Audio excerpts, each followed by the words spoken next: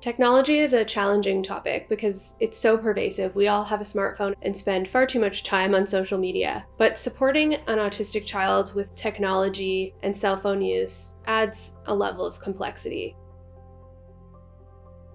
Talk about the choices that you'll make around technology, cell phone use, limits, and safety as a family, including your child with autism and any siblings. There are books, guidelines, and lots of suggestions in the media how to use technology for typically developing and for children with autism. Discuss the limits and what is and isn't okay. Establish those boundaries from the beginning to ensure your child's access to technology is successful. Next, think about your autistic child's current developmental level. Are you always engaging in power struggles to do their homework, clean their room, clear the table? If day-to-day chores and activities are currently challenging, adding something like a cell phone might make things more challenging. Focus on establishing ways to have those day-to-day tasks completed with less conflict before we add in something like a cell phone.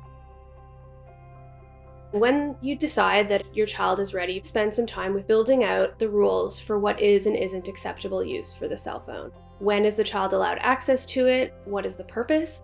Is the purpose to communicate with you about where they're going, for safety, or they want to engage in all their friends or texting or group chats and it's a way to communicate and build social connections or to access information online? These kinds of questions are helpful so that you can make choices about the most appropriate technology for your child. Although we all think of cell phones only as the smartphones, there are other types of technology that can accomplish an objective depending on what you decide the use of the cell phone is. For example, something like a flip phone is a perfect tool if your child isn't ready to have access to social media or texting, but you want them to be able to communicate with you.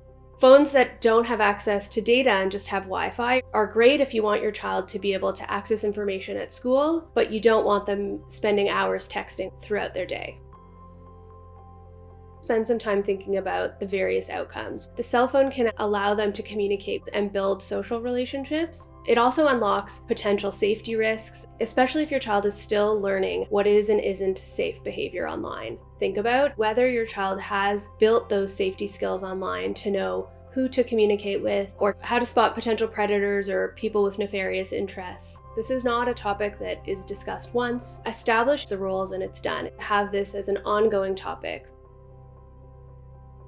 If your child is going to be accessing technology, social media, and texting, establish a rule about what is and isn't available for you to see. Just like the bedroom, and while you wouldn't often seek to rummage through their drawers and find their secrets, you would if there was concern about their safety or security. Let your child know clearly that while you won't look through their phone on a regular basis, if there are cause for concern about bullying or their safety, it is within your rights to seek access.